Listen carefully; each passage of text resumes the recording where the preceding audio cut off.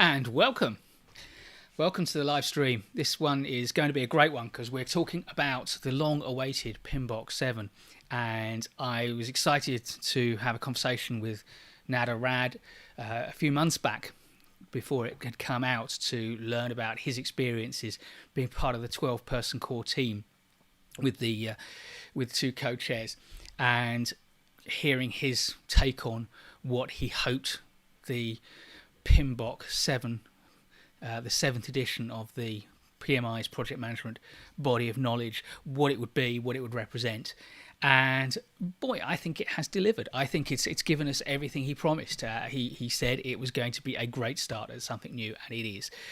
So that's the headline. And if you wanted to know whether it's a good document and that's all you want to know, you're excused. You can go home now because that's my opinion. But we're gonna talk a lot about PMBOK 7. I'll answer any questions that I can. So ask any questions that you've got, and if I can't answer them, well, I'll try and find an answer for you for next time. But before we get started, let's just have a look and see what's going on in the chat. I know we've had Evgen from Kiev and Geronimo from, I think, Costa Rica, if I remember rightly.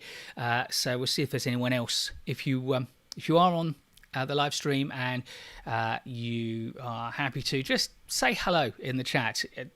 Tell us as much or as little about you as you like. It's great to know who's out there, who's listening, who's engaged, where you are, and what you do in the world of projects, if you're in the world of projects at the moment.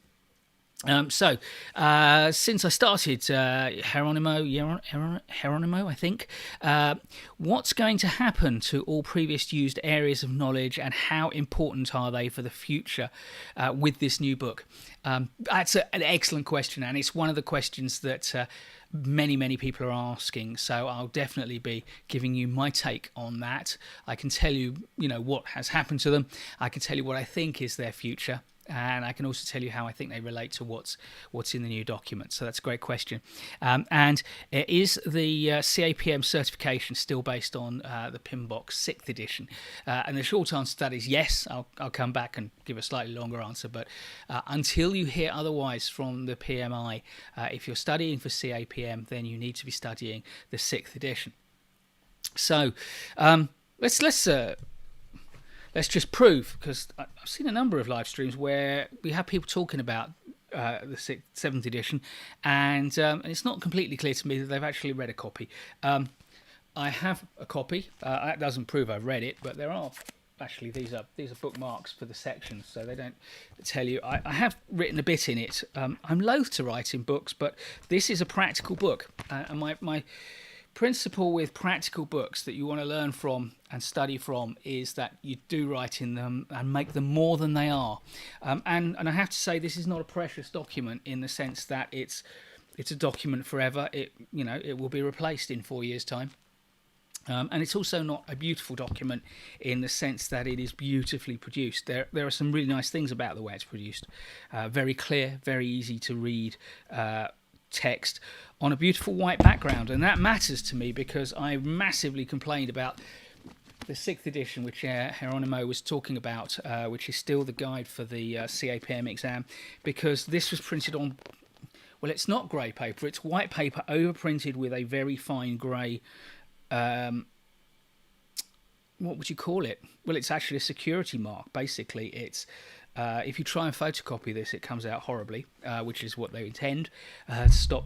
But of course, those of us who paid $90 or whatever this cost for a paper copy, we have to put up with very poor contrast between the black print and the grey background. This, however, huge plus for the fact that not only is there some colour, I don't know if it's going to come out, not only is there some colour in the diagrams, I'd like to have seen a few more of the diagrams with colour, but we've got a white paper, not a bright white paper, but a white paper, and a very clean, large font, sans serif font, which makes it very easy to read, which I think matters, because if you're reading an English language version and English isn't your first language, then you don't want extra problems. And I would compare that with the UK Association Project Management's body of knowledge, a better white paper but a smaller print. So plus points to both of them. So we'll be taking a look at all that's there. In fact, I think in the promotion for this live stream, I promised you four things, I think, and so that's actually just going to be my agenda. I promised you what's in it, and so we'll spend, I suppose, most of the time talking about what's actually in it and how it's structured and an overview of the content. And if you've got detailed questions, then we can dive into the document and I can try and answer them. I promised a comparison between this and former project management bodies of knowledge. So I've got, as well as the 6th edition, which I showed you, I've got my 4th edition, which I bought, 10 years ago. Maybe even, about 10 years ago. And my 1st edition, which I think there are a fair few people a little bit jealous of. And the lovely thing is that although the new one isn't as thin as the 1st edition, it's getting in that direction. So we're kind of back to thin, and that's good as well, because those of you who have had a minor coronary trying to lift the 6th edition will appreciate the slightly lighter weighting of the 7th edition. So that's what we'll be doing. I'd like to welcome more people on. I know that several people have joined over the last few minutes as I've been speaking. Once again, do introduce yourself. I can't answer questions if I don't know what they are, and I can't kind of interact with you properly if I don't know you're there. That's not to say that you're not welcome to lurk. Of course you are. But it's a live stream, and it's nice to know who's there. And we've got Nicholas from Montreal. I think, Nicholas, you were on my last live stream, weren't you? I think I recognise the name. I won't try and try my schoolboy French on your surname. So I guess probably Nicolas. Anyway. Welcome to you in Montreal. So do introduce yourselves. I would say if you want to get my attention, use the super chat and I will definitely answer any question or respond to any point that you make. But the fact is, it's still a small enough stream. We typically kind of peak at in the kind of mid-20s live, although stream tends to get several hundred views afterwards, so you don't actually need to leave a super chat. If you just want to get my attention, just ask the question, and if I miss it, ask it again. But when we get more and more people on, as I hope we'll grow the live stream over the years, we're still only, I think, on our 8th live stream, so it's growing nicely. We've got another couple of people joined. Gopala Shetty, which is the best book for PMP examination content outline? Excellent question. The best book for the PMP content outline is going to be the 6th edition still. It is still the recommended book, or one of the recommended books for the PMP exam. So we'll talk more about that. But there is stuff in this which is not... Oh my God, this weighs a ton. There's stuff in this one that is not in this one, which is going to be really helpful, and I will come to that later. So that's a really good question. We've also got James Hayner from Idaho. Nicola, I came to every live stream.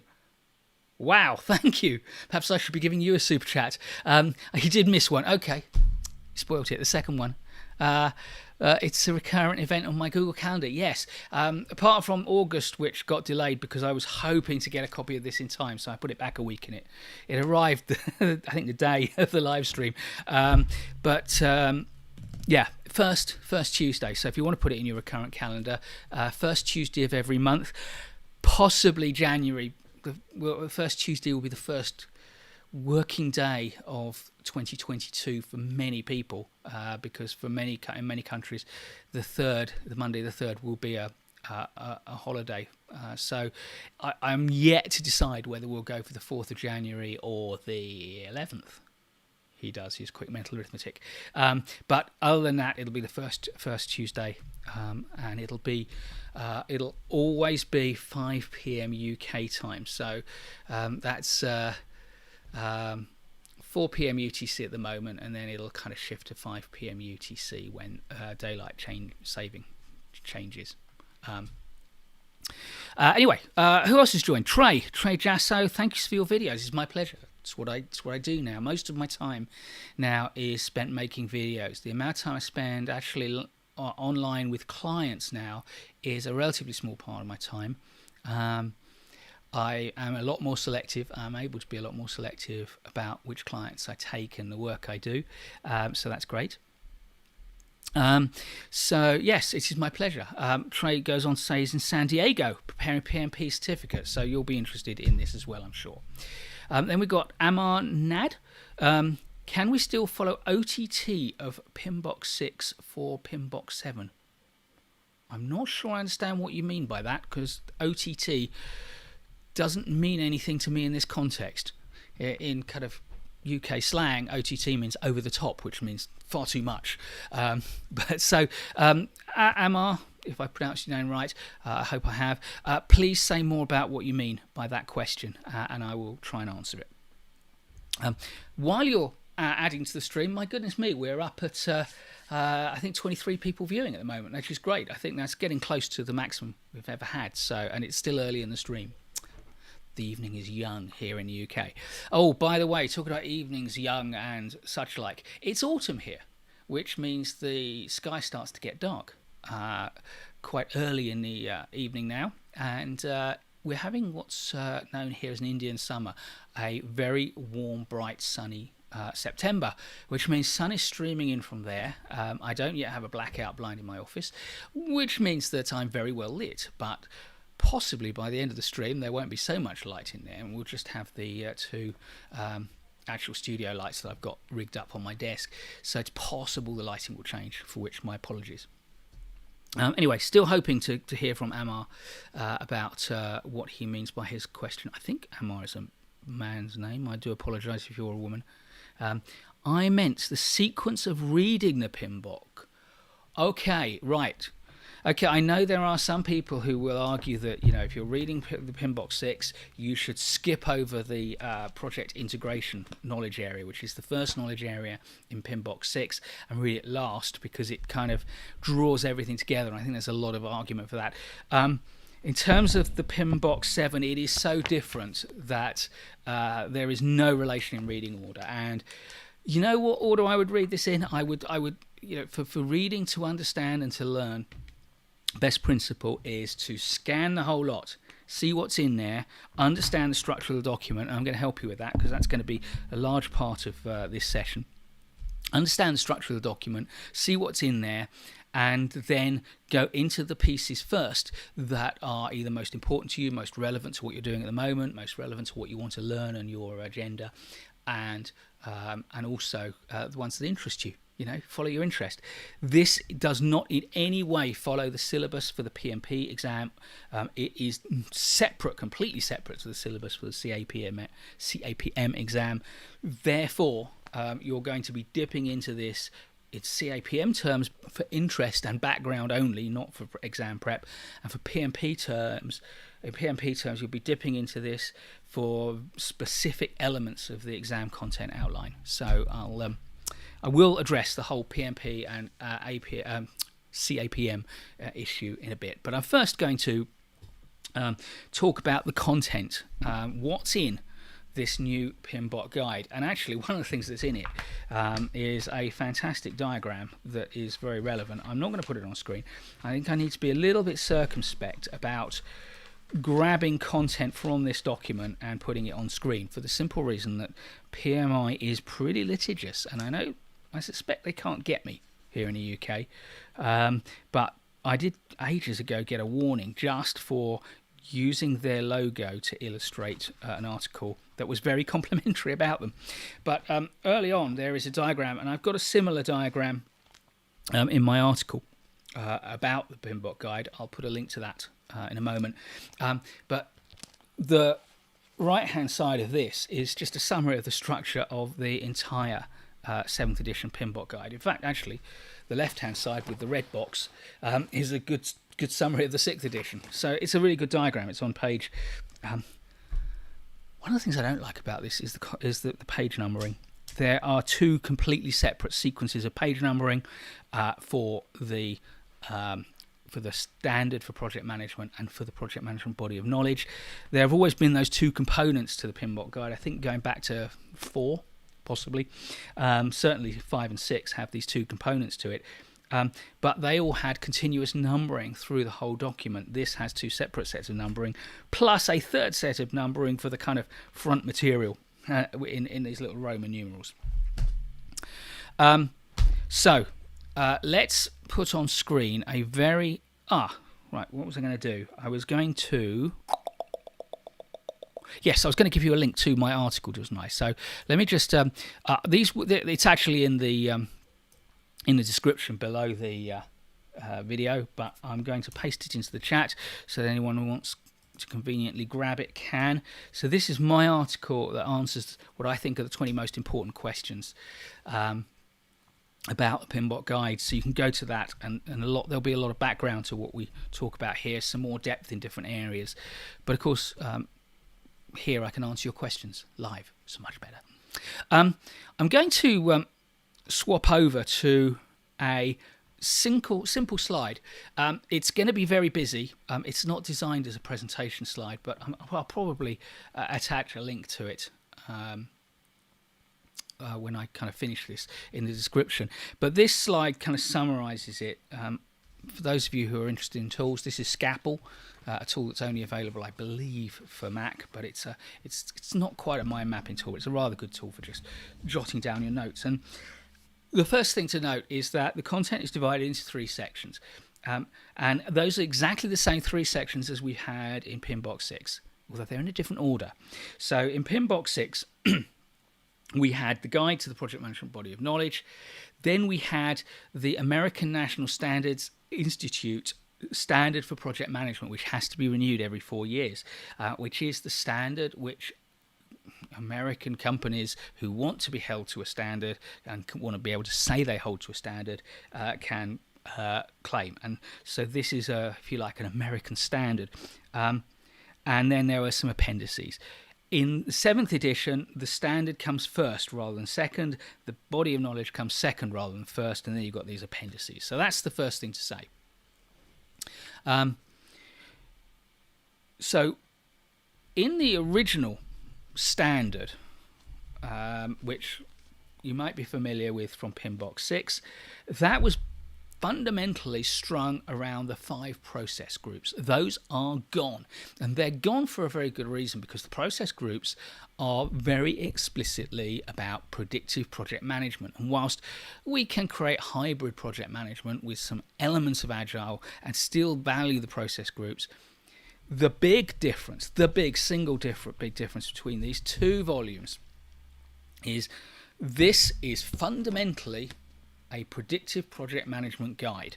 And of course they published alongside it, should have had this one ready, they published alongside it the Agile Practice Guide, but it wasn't integrated. It was just 2 books that got published together and are available at a kind of discount price together. This has absolutely nothing to say about whether you should be using predictive project management, agile project management, or any of 1,000 types of hybrid project management. Although it does have plenty to say about how you go about the process of deciding which is right for your project. We'll come back to that.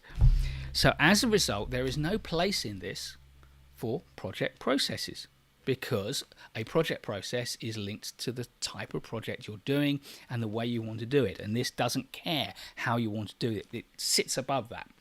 So what is in the standard? Well, there are 2 things in the standard.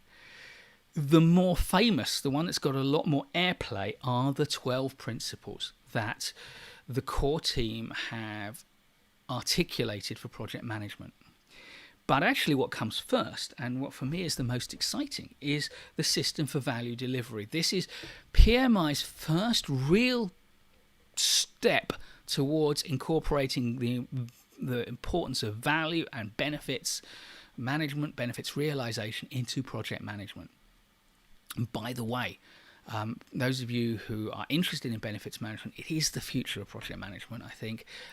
My course on benefits management, I'm making it available on at a discount for you folk. So I shall post a link which you can grab at the end of this, which will give you a 30% discount on my benefits management course.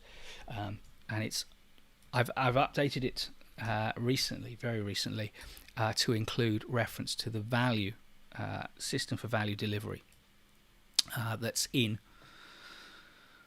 PMBOK 7. Now, a lot of chats come in, so let's just see what we've got come in. Okay, so I obviously hit the nail on the head with Amar's questions. Amar's thanked me there. Our message retracted. Sir, this course can eligible for diploma candidates also. Okay, not sure what you're referring to with diploma, but happy to accept that this might be a useful live stream. Nicholas, I think you wanted to show something on camera, but was still on shared screen. Oh yeah, I might have held up. the PMBOK. Ah, yes. What was I? Yeah, okay. What was I holding up? What I was holding up was the Agile Practice Guide, which went alongside PMBOK. So look at that. Just look at that amount of pages. What have we got? We've got 756 pages there, and 167 pages there, which is 800, over 900 pages. And look at this svelte little thing is 274 pages thin. Lovely. So the system for value delivery, what is this? This basically is a first step towards PMI articulating the principles that what projects are all about is delivering value to the people who commission them, whether it's their client or the organization that's doing it. And that's absolutely right. That's why I built the benefits management course, because we need to realize benefits. That if we're not realizing benefits through our projects, what are we doing them for?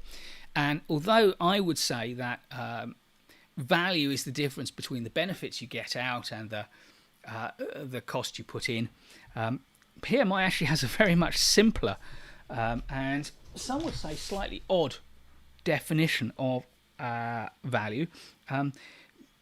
The definition of value in this document here is value is the worth, importance, or usefulness of something, which is pretty woolly. But it's deliberately woolly because, again, they don't want to pin themselves to one methodology or another. It's about principles. And they recognize that what value means to different organizations in different contexts will vary massively, and maybe it's not quantifiable in the way that we might consider it to be by expressing it as the difference between benefits and costs. Anyway, so I think what PMI does in talking about its value delivery system is it articulates the system of portfolios, programs, projects that all produce products. The products then create outcomes for the organization, which hopefully are beneficial, which therefore deliver value. And that whole kind of structure is what the value delivery system is all about, which I think is really good. It's a good starting place to understanding value.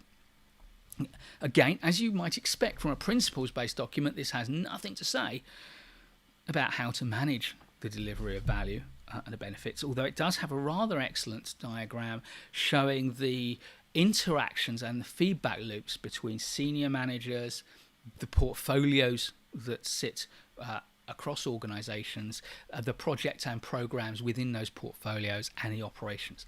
And I did promise you, for those of you who are not PMI members, can't get your free download of the electronic version of this, do not want or are not able to pay the rather exorbitant price. I mean, frankly, my biggest complaint about this is the paper is thin, the cover is thin. It feels like a catalogue that you get for free from a hardware wholesaler or a stationary wholesaler, and yet they're charging $99 for this. Come on, PMI. I'd like to think that part of your mission is about spreading knowledge to people, and you are making it very hard for people to afford it. I can afford it. I'm fortunate, but not everyone can.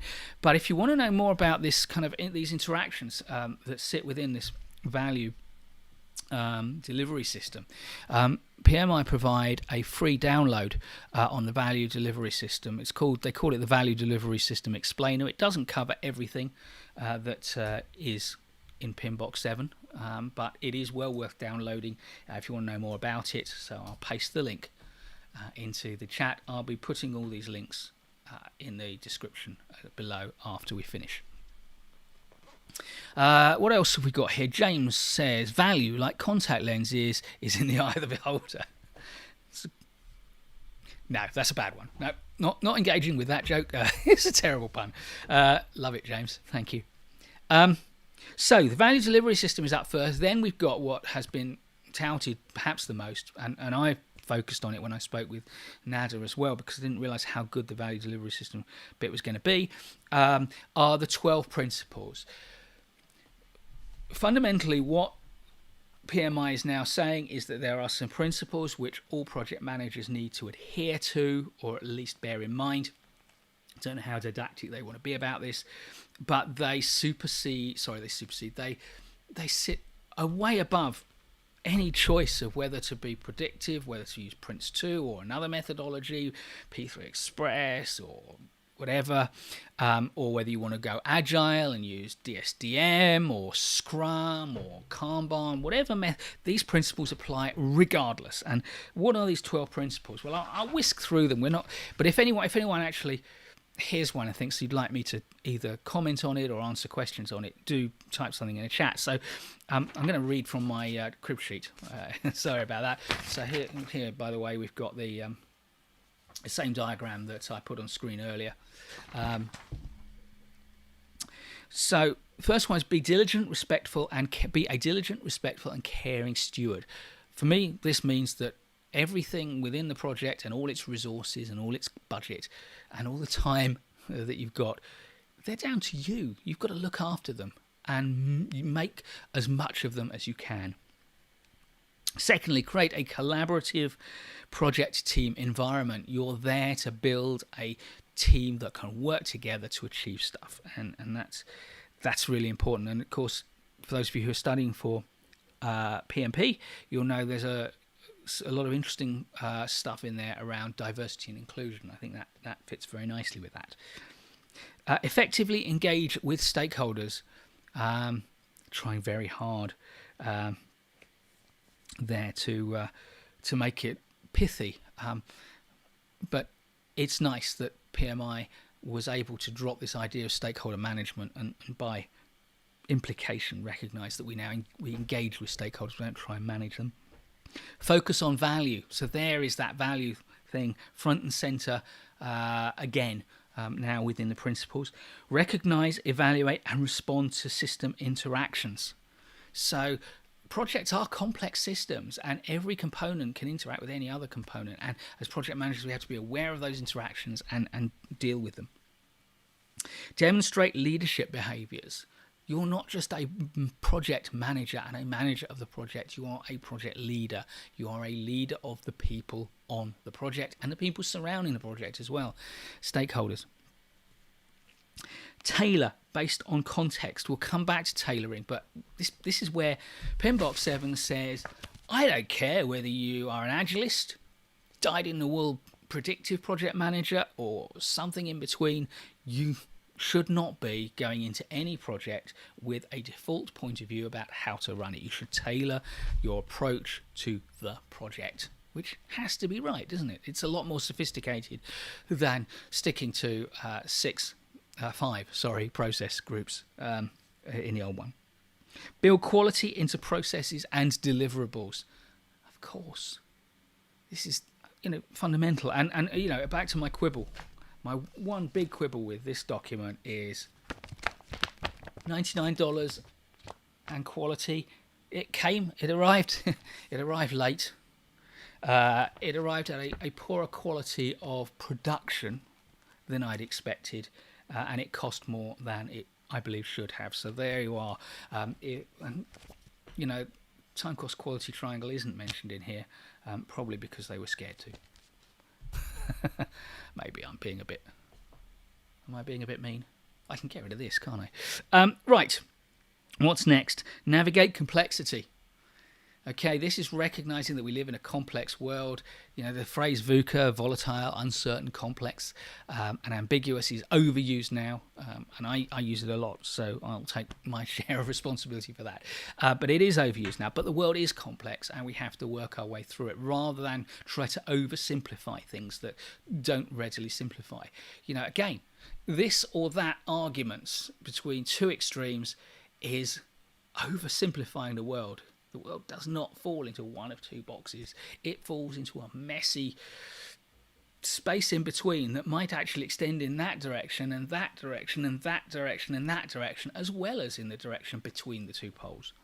And let's face it, 3 dimensions is just a limit of our sensory capabilities. It is not a limitation on the universe. And those of us who studied physics know that phase spaces can have an infinite number of dimensions. You really didn't want to know that, did you? Optimize risk responses. Okay, that's a nice way of saying manage your risk and manage it well. Embrace adaptability and resiliency. So embrace adaptability, I think, is a reminder to those of us who grew up as predictive project managers that we need to be a bit more modern. But resiliency, that's nice. That's about saying that we do have to adapt, but we also have to be able to respond if we get it wrong and recover quickly. And then finally, enable change to achieve envisioned future state. The envisioned future state. This is reminding us, and I've said this many times, that project management and change management, the management of change, are again 2 ends of a spectrum. But as project managers, we have to be able to play across the whole spectrum. Some of us prefer to focus on delivering projects, the kind of hard stuff, if you like. Others prefer to focus on dealing with people and the soft stuff, but we have to be able to play across that whole thing. So I think they're a fantastic set of principles, and I'd be absolutely delighted to hear if anyone has a favourite, or one that you're confused by, or the one that you disagree with, or a question about any of them. We haven't got anything new in the chat at the moment, but do pop something in. So, in summary, the first part of this document, although and it takes us through 67 pages, and then we reset to page 1, and we've got 274 pages of the guide to the project management body of knowledge, but the first 67 pages before that is the American National Standards Institute standard for project management.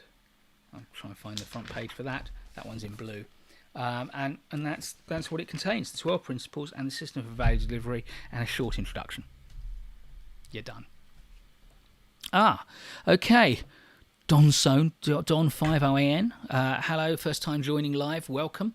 You're very welcome. Do let us know where you are and what your role is in the project world. Be happy to hear from you. And of course, do ask questions, Don. Can I call you Don? Am I allowed to shorten that name down? So, what's in the guide to the project management body of knowledge? Well, let's refresh our memories. What's in the guide to the project management body of knowledge in the 6th edition? Fundamentally, it's 10 knowledge areas and some change. And the change is things like the role of a project manager and stuff. I've already forgotten. it. Let's just flick to the index. So yeah, there's an introduction, the environment in which projects operate, and the role of the project manager, plus our 10 knowledge areas. So what's happened to the 10 knowledge areas? Well, as far as the PMBOK guide goes, they are toast. Which kind of makes me happy, because I did an article a while back which said, how many knowledge areas are there? Answer, not 10. 10 is an arbitrary division of knowledge areas. I would argue there are probably a fair few more. Maybe not as many as 20 that make real sense, but there are plenty more.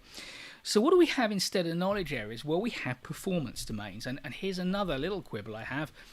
Those of you who are studying for, are planning to study for, or who've already studied for PMP under the current examination content outline, the one that went live on January the 2nd this year, we'll know that there are 3 domains within that, which are people, technical stuff, and business acumen and stuff. Let me just remind myself exactly what they're called, those 3 domains. So here's the examination content outline for the PMP. I think at least one of you is kind of working on that at the moment. So we've got people, process, and business environment are described as the domains for the PMP exam. So what does the APM? What does the PMBOK do? It creates 8 project performance domains, which are different in nature, different in description, different in labels to those 3. Just a little bit confusing. And by the way, fundamentally, those 3 in the examination content outline look very much like the PMI's talent triangle, which we all have to work with to maintain our continuing professional development and get our PDUs, but they have slightly different labels. Why PMI? It just doesn't feel like there's a joined upness within your organisation. I wonder if there's anyone from the PMI on this call. Who knows? So, what are these project performance domains? Well, let's flick through to page 7, 80 pages into the book. These are described as a group of related activities that are critical for the effective delivery of project outcomes. So basically, these are like knowledge areas, they're just cut in a different way. So what have we got? The 8 domains are stakeholders, team, development approach and life cycle, which is the odd one out because of its kind of lengthiness. So again, we've got kind of our tailoring thing in here, haven't we? Planning, project work, which is doing stuff, I guess, but delivery is separate, measurement and uncertainty. So there we have them. The 8 project performance domains, which you could try if you want to map onto the knowledge areas, but frankly, they don't map well, and do not try to think of them as a different set of knowledge areas. But of course, that raises questions in people's mind. I looked at that and I said, where's budget? Where's cost? Surely budget performance, cost performance must be somewhere in there, and yet it clearly isn't. Stakeholders, team, development approach and life cycle, planning, project work, delivery, measurement, uncertainty. You can measure your budget, but setting it, where's that? Is that in planning? It's clearly not in delivery or development approach. So there is a bit of a question about where this stuff has gone, but never fear. I don't know any of the other members of the core team, but I know Nader, a little. We've spoken a number of times. He's a phenomenally intelligent, phenomenally insightful and experienced project manager. He won't have forgotten that cost's important, and he hasn't, or at least the team haven't, because when you start to pull together the principles and some of the other things we'll look at, the methods that we're going to see and the artifacts we're going to see, clearly the team haven't forgotten cost and budget management as a domain. Principle 1, be diligent, be a respectful and caring steward. You have to look after the money. Principle number 4, focus on value. Well, okay, value is an output measure, perhaps in PMI's description of what value means, but my description of what value is the difference between benefit and cost. And if you're going to focus on value, you have to focus on the difference between benefit and cost, which means cost. Performance domain number 5 is project work, which actually does include cost. And then, we see things like earned value analysis, variance analysis, estimating methods, business case, cost management plan, budget. All of those things appear in here. They just don't appear in the performance domains. So if you want to know more about the performance domains, but you haven't got a copy of this and you're not expecting to get one, never fear, because PMI has produced a document called the 8 Performance Domains, which you can download at no cost from their website. Link coming up now. Don says, about to finish the Google Project Management Certificate. I've heard great things about that. Fantastic. Want to get into project management positions? Yeah. Okay, good. Well, knowing about a PMI, even if you choose not to go the route of PMI certification, which is expensive and complex, is important. And this is an important book in the sense that people will be talking about it. You will be asked about it by peers, I'm sure. It could well come up in an interview, and knowing a bit about it is going to be important. Can I start as a junior project manager without having a PMI designation? Absolutely, yes, you can. What you can't do is start as a junior project manager in an organisation which requires a PMI certification. But it's a big old world, and there are many, many, many organisations who don't give a monkeys about the PMI.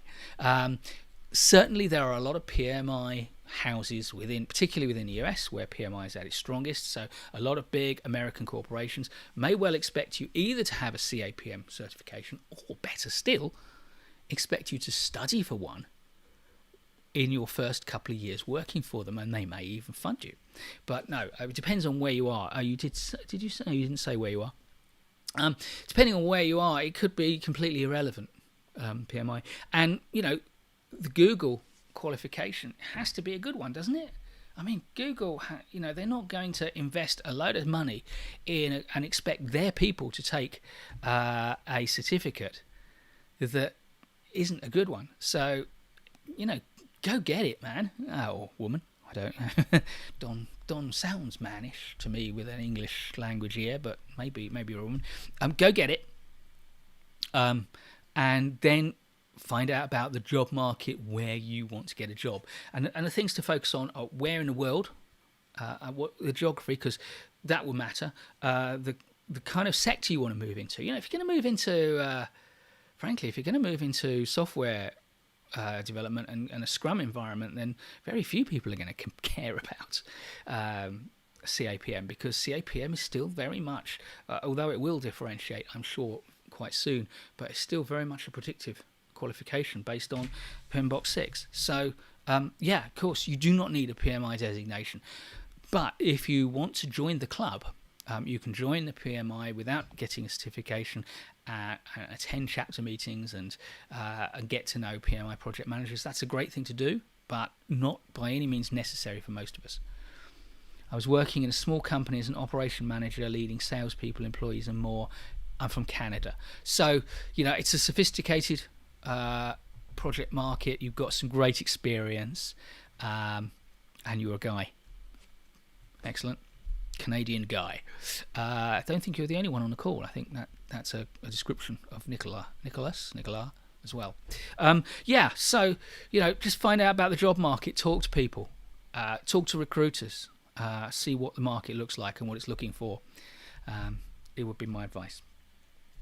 So we've got 8 project performance domains. What else have we got in the guide to the project management body of knowledge? 2 other big things. First, the next one to talk about is tailoring. For me, this is the best, most interesting bit. And it may be just because it's an area which I know I need to know about and I don't know much about. This gives you, the tailoring section in here is short, but not very short, but it tells you how to tailor your approach to the project and to the organisation, and it has some fantastic guidance and advice, and perhaps the most process-oriented part of this whole book is the steps it takes to select a project approach that is tailored to the culture of the organisation, to the type of project you're doing, to the culture of the people. It's a great thing.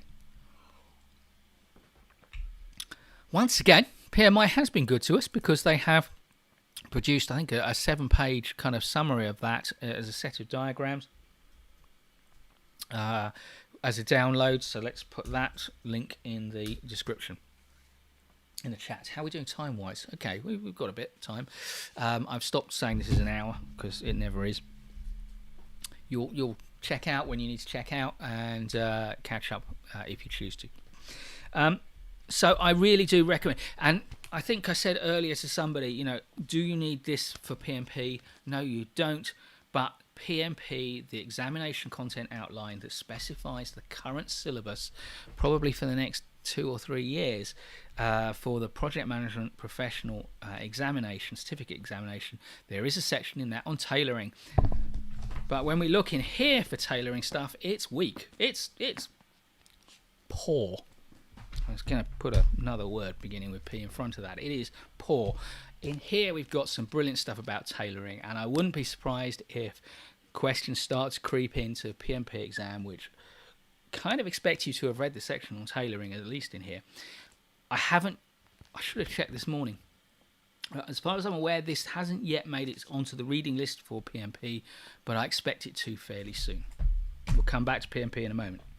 But the last thing that's in here, in the core Guide to the Body of Knowledge, is models, methods, and artifacts. For those of you who hate the ITTOs of this document, and I'm afraid those of you doing CAPM and still need to understand them. You don't need to rote learn them, but these were rubbish. Frankly, they were too prescriptive, and too many people thought you had to learn them. You never did.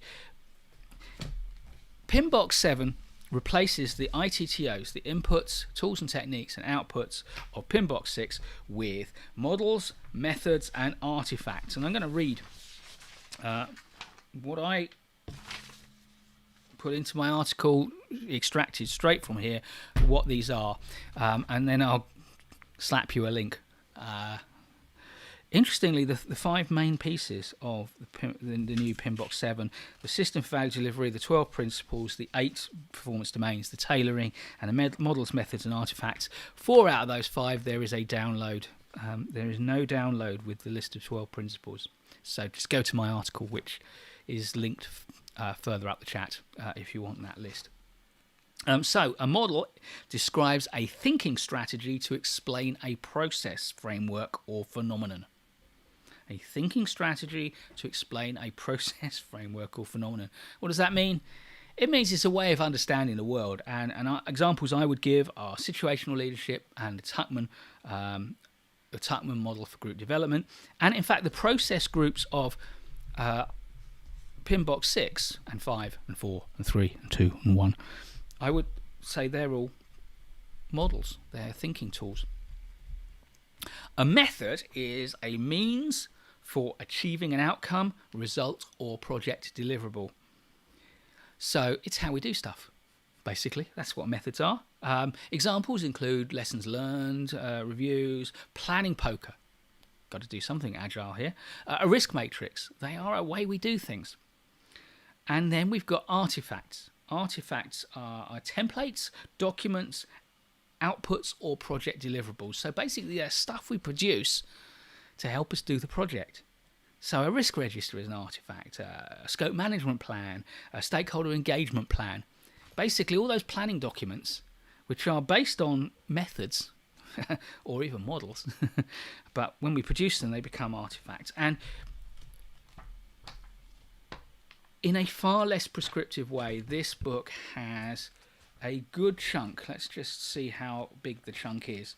So from page 153 through to page... Oh, here, appendices. God, there's a long list of people involved, which nobody ever reads except the people involved. To 195. So it's about 40 pages of models, methods, and artifacts. And this is the bit that is closest spiritually to the APM body of knowledge. It is basically a reference work that tells us about some of the tools, some of the ideas that we need to know to do our jobs well.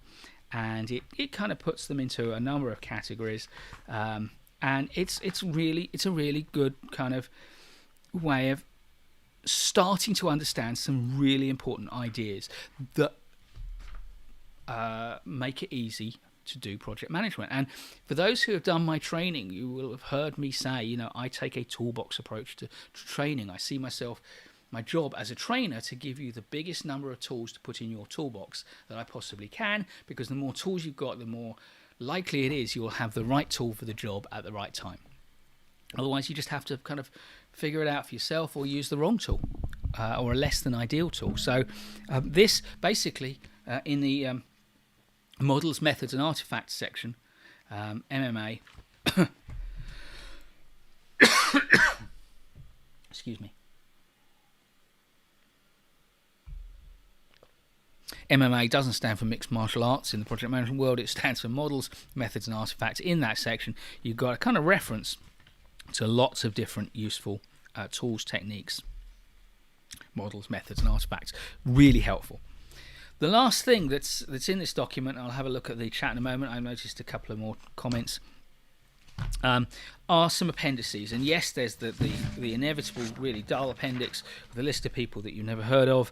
If you've heard of them, then for a fraction of a second you'll go, oh yeah, I know her, but apart from that you won't be interested in it. Then there are what I would call three useful appendices. There's one that talks about sponsors, which is okay. There's one that talks about PMOs, which is okay. Why they're in appendices and why those appendices, I don't know, but they're okay. There's one about products, which is long, and it's outside of my competence to know whether it's really that good. I kind of find it a bit surprising that it's there, but clearly someone on the core team knew a lot about product management and wanted to put in a big chunk of stuff about that. It doesn't seem to fit very well to my mind, but it's okay. It's interesting. Then there's a bit about the R&D and how they develop this stuff, and then there is the glossary, which is smaller than the PMBOK 6 glossary. It misses out a lot of things that you might expect. You know, the word benefit comes up a lot in the book, and yet there is no definition of the word benefit, but there is benefits management plan. Just happened to find that because I was updating the course on benefits management, which I see as the future of project management, and if you go further up the chat you'll find my link to get that at a reduced price because you're on the call. So that's it. That's my rundown. I hope that was helpful. Do ask questions. I'll just see whatever else we've got here. So Don in Canada says, should I study the 7th or the 6th edition? If you are thinking of doing CAPM and you're thinking of doing it soon, you will have, I'm afraid, to study the 6th edition. If you are doing PMP in the near future, unlikely that you will qualify because of the requirements for experience, then certainly you will need to study that. If you are interested in project management and you have the budget to acquire it and you want a much more interesting read about project management that will make you think, you're committed to project management, you want to have lots to think about and lots to discuss, this is a far better document. This is designed to make you think, to give you ideas and to pad out some of those ideas and to point you in directions. This is about how to do project management the old PMI way. So you pay some money, you make your choice, but if you do decide to do CAPM in the near future, you will be reading PMBOK 6, I'm afraid, and I sympathise. Yeah, artifacts. Yeah, I'm not surprised that Google. The term is a very kind of general one, I think, in the English language. Documentation outputs. Thor or Tor, depending on how you pronounce it, where you are. Thor or Tor. I see that a lot of famous PMP exam training centres are still using structured exams based on the 5 process groups and 10 knowledge areas. Confusing? Well, it's not confusing if they're doing that for the CAPM, because that's exactly how CAPM is constructed. A lot of them are still using a lot of their old material to cover the ground for the PMP examination content outline. But the examination content outline is structured very differently, and if they are I can't remember what the phrase is, ATP, accredited training provider or authorized training provider, then they have to use the PMI's training materials, which is not structured in that way. It is structured according to the new examination content outline. But I do know that some have actually relinquished their ATP status because they know how bad those slides are. I mean, I have done the PMP course under the new examination content outline. I've done it from an authorized training provider. I have seen all the PMP's mandatory slides, which the ATPs have to use. They can't create their own materials, and frankly those slides remind me of what it was like doing training in the 1990s with a poor trainer. And I'm not knocking the ATP's trainers, I'm knocking the PMI's slide set. It is just bullet point page after bullet point page after bullet point page. And if I were allowed, if it weren't, breach of copyright, I'd put some of those slides on screen to show you how bad they are. So don't. Frankly, you shouldn't be training the PMP now based on purely on knowledge areas and process groups, because they do not cover the whole of the current examination content outline. I've printed it off at A5 size, but that divides the syllabus for the PMP now into people, processes and business environment. And the process part, the domain processes, which covers 50% of the exam, you can recognize the knowledge areas in there to a degree. You can recognize the process groups. But remember that explicitly PMP exam now is 50% predictive and 50% agile stroke hybrid. The process groups are entirely predictive. And to a degree, some of the knowledge areas are too. So, be very wary if you are going to study for your PMP exam about what you choose. I recommend two providers at the moment. One is an ATP, Grey Campus, and they run live courses where a trainer takes you through the mandatory PMI materials. So you get exactly the right content, you just have to sit through PMI's abysmal slides.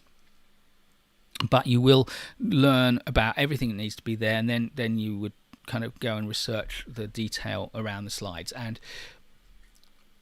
my other offer today, actually, if you are interested in PMP, is my PMP study guide, because those slides do not give you everything you need by any means. They give you the scope, but they don't give you the understanding. My PMP study guide is not a training course, but it is a set of resources to help you understand how to take your PMP exam, to give you good tips for studying, but also to give you links for information that will boost your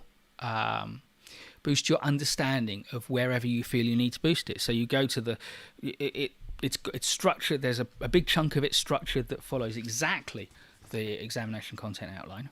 It has listed the 14 tasks of the people domain, the 17 tasks of the process domain, 4 tasks of the business environment domain, and then for each one of those tasks, it sets out it gives you resources, links to resources to help you understand all the content of that.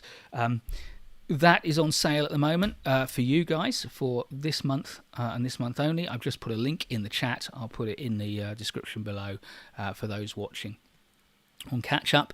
But that's only available for September, and there's a 30% discount on that course, which makes it, I think, $25 or so after discount. There's just a huge amount in there. It's vast. So that, if you are studying PMP, be careful what you choose. So I said that the two providers I recommend, Grey Campus is an ATP and PM Prepcast, because they have years and years of experience, and they started off as ATPs. They relinquished the ATP status so that they could train in their own way. But I haven't seen their materials, but I'd be very surprised if Cornelius is slavishly following the structure of PMBOK 6. He knows exactly what's done. And by the way, Cornelius Fishner, the owner of PM Prepcast, has just brought out his book on the 50 PMP questions that people answer wrong. So if you're studying for PMP, that could be a good buy. I haven't yet got a link to post, so just look it up. Tort says, thank you. Ricardo, thank you for wonderful talk. It's not over yet, but if you've got to go, I'm sorry to see you go, but thank you for saying so.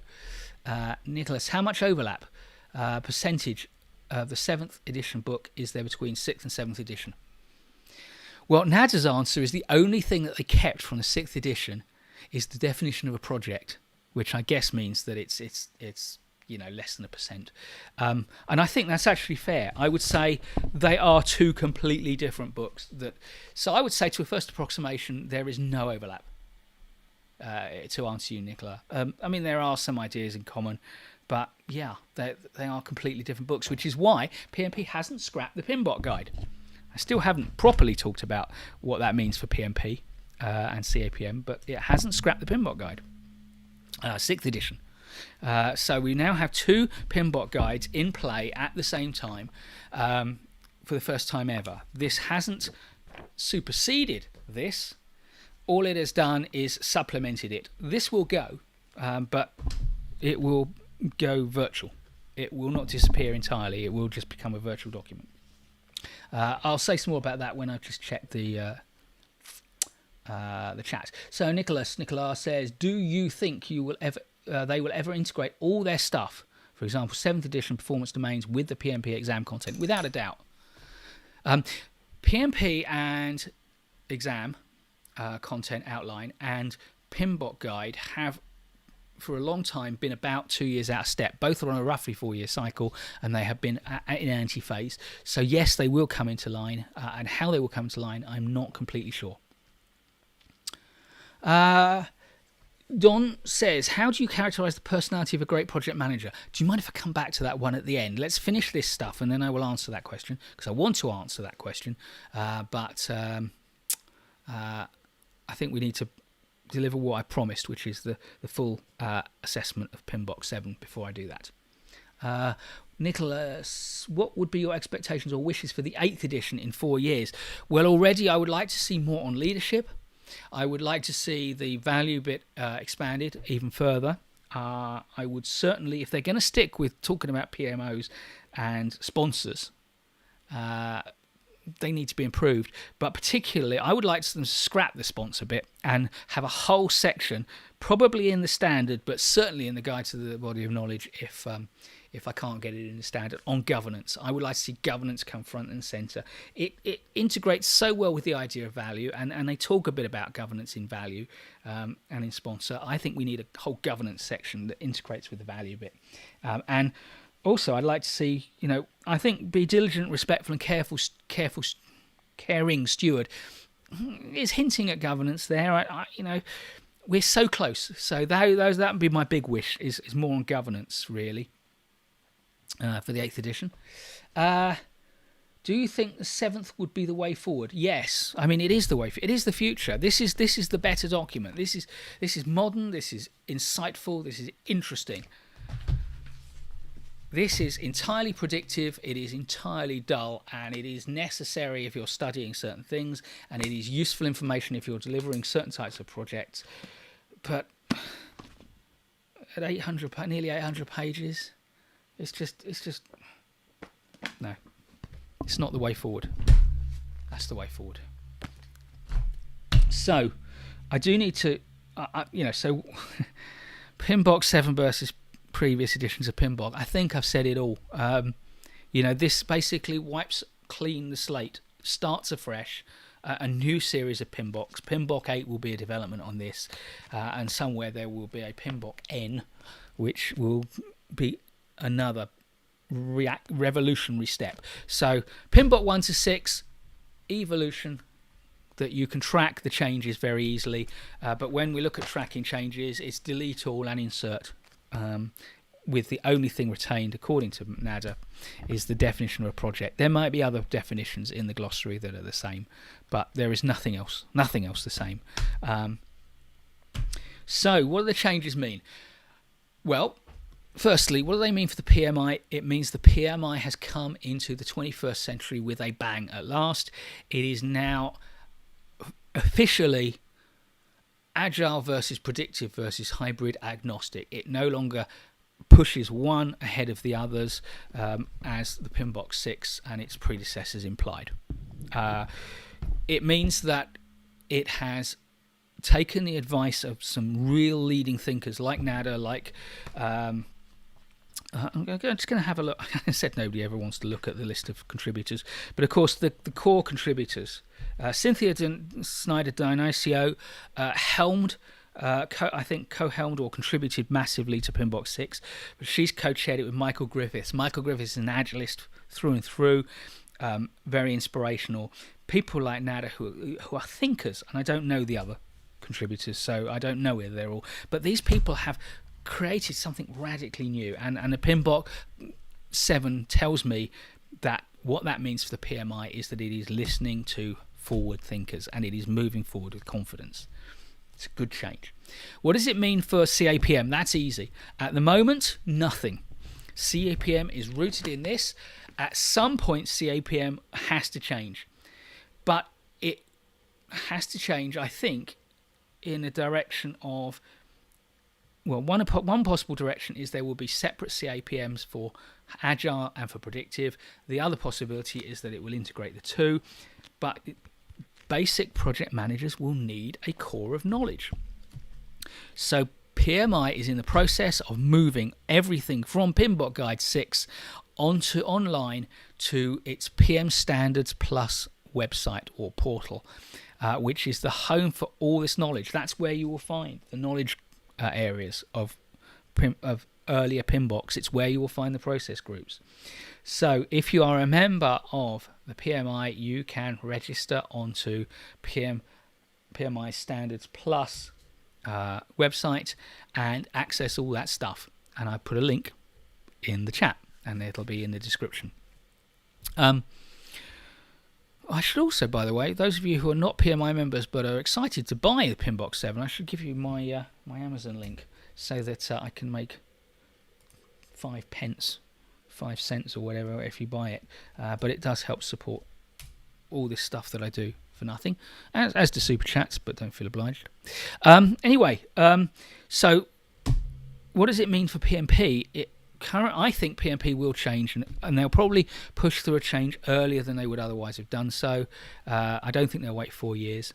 I think quite soon this will appear on the required reading list for PMP. Alongside this, it will appear possibly as recommended reading, but possibly as required reading, and we will start to see probably in a year or so's time, some questions that relate directly to this, and expect you to have read this and understood it. But at the moment, as far as I know, it might have changed in the last week or so. I haven't checked. I didn't check, but it's not part of PMBOK. But what does it mean for project managers? That's the really. What does it mean for you? You know, most of you who are on this chat may not be PMI members. You may not be PMPs. You may not be aspiring to be a PMP. PMI is the largest project management organisation in the world, and therefore their leadership means something. And this is a whole lot more approach agnostic than any other equivalent document. And it's even, you know, the APM's fantastic body of knowledge is still fundamentally rooted, I would say, in the predictive paradigm. I think what this means for the community is that we will start to see a shift towards a much more hybrid need to tailor our approach mindset. It means that we need to be up with it. If you are a serious project manager, you need to expect that if you're going for a job interview, it is entirely possible that people will say, "What do you think of the new PMBOK guide?" Or, you know, what's your approach to tailoring a project if you join us?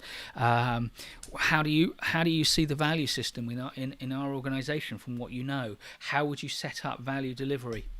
Those questions are going to come, and this is the first step to understanding the answers, I would say. So that leaves one big question, which is, do you need to buy a copy of this?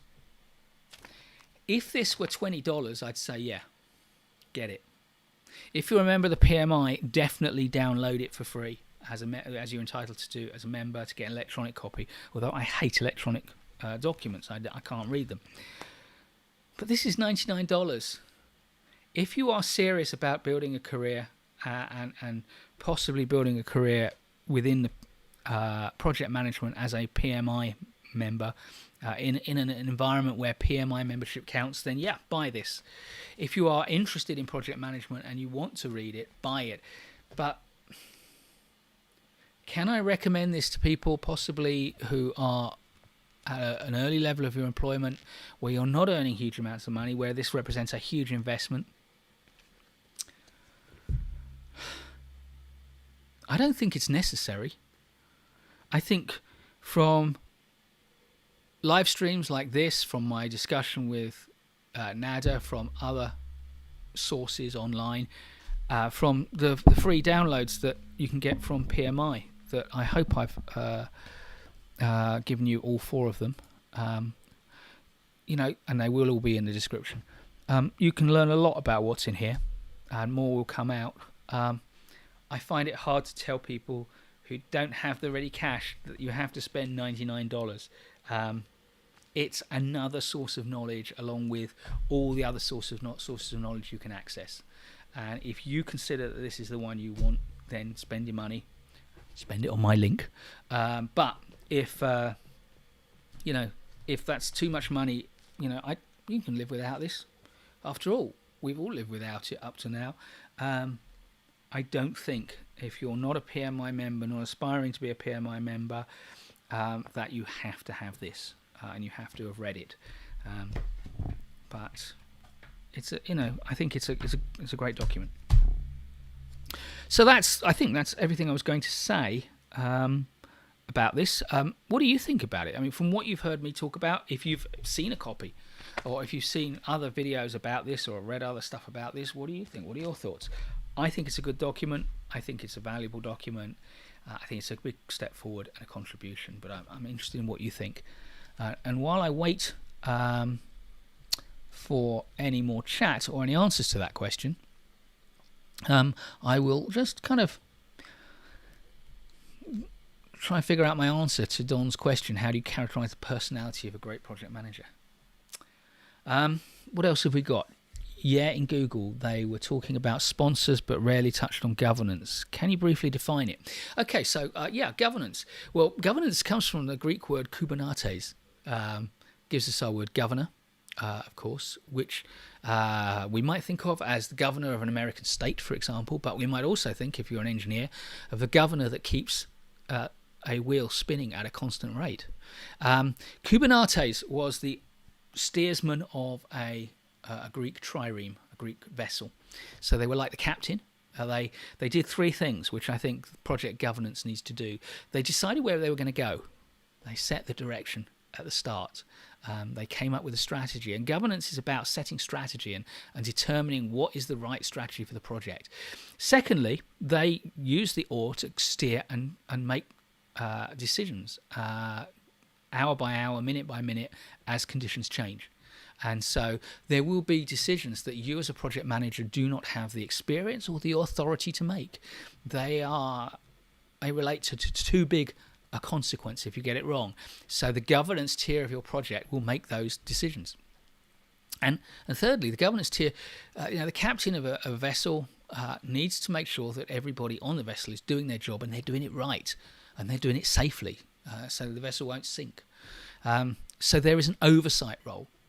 Project governance. So for me, governance in a project is about setting the direction, the strategy of the project. It's about making the important big decisions, and it's about overseeing what's going on to make sure it's being done right. So that's my definition. That was a much easier question, Don, than your earlier one. I'll come back to it in a moment. I wonder if the books goes over the hands of artifacts. How to work with them and the whole process. The know-how or just theory. Oh, hands-on art goes over the hands-on artifacts. This is pretty high level. It's not a reference. It's not a guidebook. It's not a textbook on all the different artifacts and all the different methods and models. It gives you a little bit of information so you get a flavour of them, and then you need to go elsewhere to learn more details. So that's other textbooks. It's a lot of the artifacts in here and a lot of the models and methods in here I've done videos on, or I've written articles on my site. So again, you can read this and then you think, oh, I want to know more about that. You can look up my videos or my articles about them. Maybe one day I'll do a kind of a PMBOK 7 guide, models, methods and artifacts supplement product where I link people to all of them, but not for the moment. Speak Proper says, sounds revolutionary. Yeah, I think it is revolutionary. It's not an evolutionary change, it is a revolutionary change. It is a radical change that goes to the root, because the word radical means root in Latin. It goes to the root of what project management is. So yeah. Roger says, is the end 2021 PMP test based on the 7th edition or still 6th edition? To the best of my knowledge, if you took your PMP in the near future, it would still be based more on PMBOK 6 than on PMBOK 7. But remember that the current, and this has been true of all PMP exams for as long as I can remember. Oh, it's fallen on the floor. And the PMP exam is not based on the PMBOK guide. It is based on the exam content outline, the examination content outline. And this examination content outline, the current one, is more divorced from the PMBOK guide than any previous versions. Most of what you need, but not all of what you need, is in the PMBOK guide.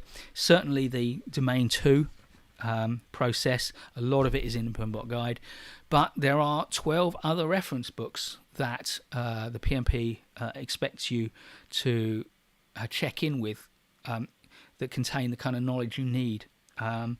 And I expect, as I expect PMBOK 7 to be added to that list of other reference books, if it hasn't already, but I don't think it has yet. Governance, setting direction, big decisions, oversight, got it. Yep. You'll find videos on my channel. Sir, please add chapter in this book, Importance of Civil Engineer in a Project. Yeah, well, unfortunately, I don't control this book, and again, this is agnostic about what type of project we're doing, so you will never see, I think, in a future PMBOK guide in this next strand talking about any particular type of project, be it civil engineering, mechanical engineering, product development, marketing, all the thousands of projects, software engineering. This is agnostic about all of those. But if there's something more about civil engineering you want to ask about, feel free. Now, I did promise that I would answer Don's question about the personality of a project manager. So here's my real perspective. Diversity is the most important single aspect of the project environment. And for that to mean anything, it has to mean that our project managers need to be as diverse as the population if we're to lead the resolution of the problems of the world. We need every kind of thinking, every kind of perspective. So is there a single personality that represents successful project management? Absolutely not. I've worked with a lot of project managers, and a lot of them are driven people who are focused on details and keen to get stuff done, but not all of them. I write in the beginning of my book on stakeholder engagement, the influence agenda. This is dedicated to a friend of mine who's no longer with us, I'm afraid, called Judith. And she was a fantastic, phenomenal project manager. Came from a software engineering background, but her approach to project management was at 90 degrees to mine. I wouldn't say 180 degrees, but it went off in a different dimension. She said to me, Mike, you see the world in black and white, and I see the world in multicolours. And she approached project management in a very different way. Her approach to project management was understanding the subtlety. Mine was about, at the time, finding the simple route through that would get things done. Other project managers are about people and relating to people. Other project managers are, their focus is on the product itself. However, I'm going to kind of take a leaf out of PMBOK 7 because that's what we're talking about today. I think the personality we need has to be the sort of personality that embraces openly many of the project management principles, because I think they're really great. I think a personality that is respectful of the people and the materials and the resources and the products that you're producing, that caring steward thing, is important. I think we need a personality that is diligent. We can be diligent in different ways. That doesn't necessarily mean we always get up at 6 o'clock and are in the office for 12 hours. That's not what diligence means. We need to have at least an understanding of what it is to create a collaborative environment, even if it's not our natural personality trait.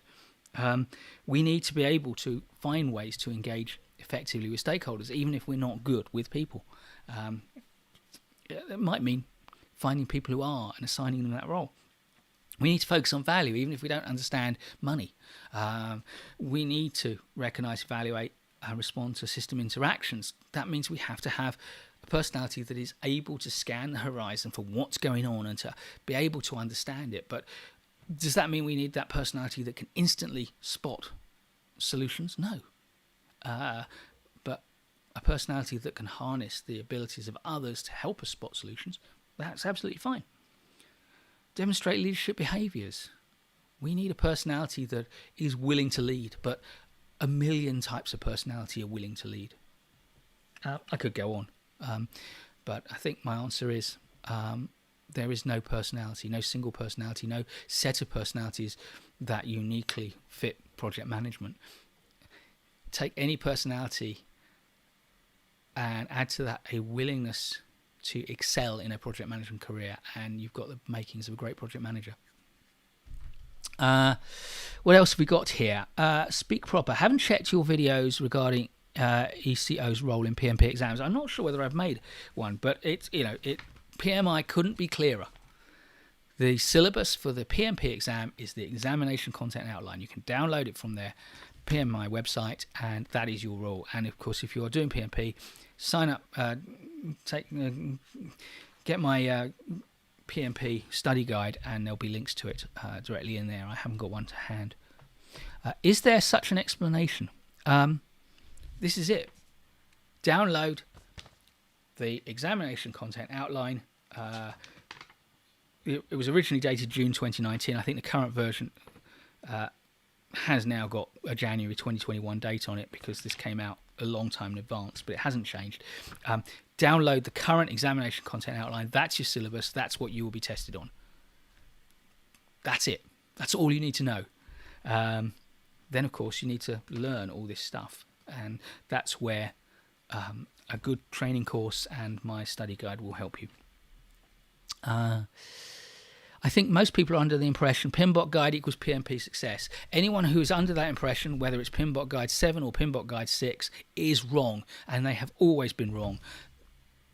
At any one time, there has been a current version of the examination content outline. It changed a lot when the June 2019 draft came out, but it was always the examination content outline, not the PMBOK that was the syllabus for PMP. CAPM is different. At the moment, and for quite a while it has been the case, that PMBOK 6 has been the required syllabus for CAPM. CAPM, you will be tested on your understanding and knowledge of this. PMP, you will be tested on your understanding and knowledge of project management, and more on your understanding than knowledge. And it just so happened that for many years the PMBOK guide contained most of what PMI considered to be the necessary knowledge that you need to understand. It is no longer the case. And that's why this document was so revolutionary, because it now created these 3 domains rather than the 5 process groups by which the earlier ECO's exam content outlines were organised by. Don says, I think from your recent video with an American project manager about the importance of speed of value delivery. Wonder which one that was. The speed of value delivery. Was that the one with American project manager? You might be thinking. I think you're thinking the one with Curtis. Yeah. Not sure which one you're referring to. Can project management thrive in a culture of focusing on the bottom line? Yes, of course it can. You just need to recognise and understand the culture you're working in. The problem with focusing on the bottom line is it means that, taken to its extreme, such cultures can be disrespectful of the people within the culture. And as a good project manager, you will be respectful of your people. So you will find yourself clashing with that culture and finding ways. I worked for Deloitte for many years as a project manager. And we had a very, very kind of bottom line utilisation hours culture. And one of my bosses said to me, why are you letting Sharif go home at 5 o'clock? We're all going to be here for several hours. And I said, well, there's 2 things. One, Sharif's wife has just had a baby. And 2, at the start of the day, we agreed what I needed Sharif to have completed before he went home, and I told him that when he got it completed, if it was before 5 o'clock, he could go home at 5, and he had it all completed. He's done his work. He's done everything that's needed. And I had an argument with my boss about that, who believed I shouldn't have let Sharif go home. And I stood up for my decision. And there were other people in the organisation senior to me who agreed with me. But the fact is that you will find it hard to be what I would consider a good project manager, a caring project manager in that culture. But yeah, of course, project management can thrive. It just relies on project managers who have the courage to find ways to look after their team. Jagadish says, hello. Hello, Jagadish. Welcome. I think I've answered all the questions that have come up so far. I think I've been through everything I promised to go through.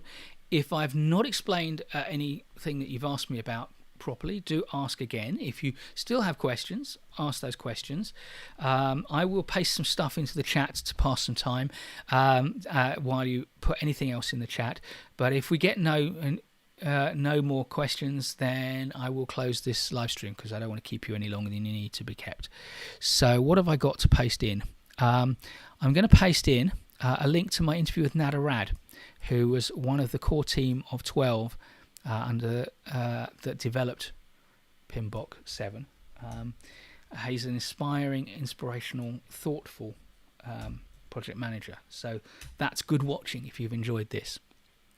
I'll paste in a link to my article, which expands on what we've discussed here and answers 20 questions that you might have about PMBOK 7. I'll paste in a link to where you can buy PMBOK 7 on Amazon. It's an affiliated link. I'll make a tiny amount of money, which will help to pay for my time. I'll paste in a link to the PMP study guide, which is my tool to help you study for PMP if you want to. Oh, that didn't work.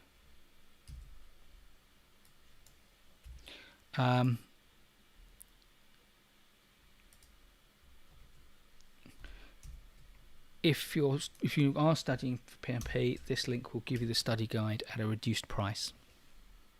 And if you're interested in benefits management, which I think really, if you're serious about delivering projects on behalf of clients or on behalf of your organization, you should be. It will first, for the next year or two, it will really distinguish you as a project manager who knows stuff that a lot of project managers don't. Perhaps in 2 or 3 years' time, if you haven't done this course, you will end up distinguishing yourself by not knowing what capable project managers know. The ability to manage the delivery of benefits, I think, will be hugely valuable to any project manager. Don asks, we come with great values that does not match the organisation or the business and the dreadful clash. Yeah, absolutely. If you have a values clash with your business, then you will end up stressed after a while. So you need to get out, basically. Does PMQ certificate add important knowledge for PMPs? PMQ certificate. Not sure what that one is, Khalid. Let me... is that a PMI qualification that I can't remember? To those of us in the UK, of course, PMQ stands for Prime Minister's Questions. PMQ. Is that the APM qualification? The Association of Project Management has a PMQ qualification. Not sure how it relates. Oh, hang on. No. So, which one is the PMQ qualification? Just looking across to my other screen. APM, Project Management Qualification, broad level of project management knowledge. I think PMQ is APM's entry level qualification, therefore broadly equivalent to CAPM. Does it add important knowledge for PMPs? Probably not, I would say. If it's the one I'm thinking of, yeah, it is from the APM. The PMQ, if it is the entry level, you won't find, you might find some snippets that you didn't know, but no. The only reason to get it, if you're if you're a PMP and you are a PMP honestly and you have the experience that is required and you pass the test and you understand it, then chances are you have a higher level of knowledge and experience than someone looking for a PMQ. But there are quite a lot of qualifications in the APM stable. Okay, so the Project Management Fundamentals is the lowest level of APM qualification. Then there's the PMQ, and then there's the Project Professional qualification, which I would see as broadly equivalent to the PMP. But you'll need to look at the APM's website to get the details. I'll paste a link to the page that I'm looking at, which has links on it, and that might help you, Khalid. What else have we got here? Geronimo, what are your thoughts on Agile versus CAPM or PMP? Sorry, not sure if already asked. Well, of course, the current PMP is now half Agile and hybrid, half predictive. CAPM is currently all predictive, but I think probably sometime in the next year or two we'll see a CAPM which is either Agile and predictive, or we will see an Agile CAPM and a predictive CAPM exam. Something will change. It has to give. What are my thoughts on when you use the word versus? When you use the versus thing, I start to think, shouldn't it be and? If you're going to be a serious project manager, you're either going to be working in one domain all your career, like maybe you're a civil engineer and you will never need Agile, or you're a software engineer and you will probably never need predictive. Fine. But for most of us who want to build a project management career, going forward, you need both. It's not one or the other. Ali's given me a smile, which is good. That's nice. Did I paste in my link to I didn't paste in my link to the Project Benefits Management course, so I will do that. One last attempt to sell you something. I don't care. My YouTube stuff is, I do it for free because I like doing it, and it just builds an audience. Buy or don't buy, as you choose. We've got no more questions, so I'm going to assume it's time to wrap up. I'm going to say thank you to all of you who are on at the moment, which I believe has just dipped to 21. We kind of hit a peak.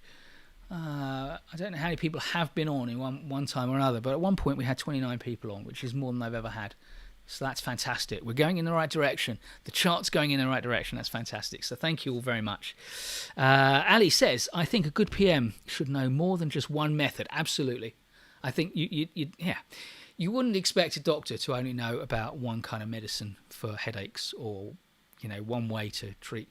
You would expect them to have a whole arsenal or a whole toolkit of different ways of treating things if they're available.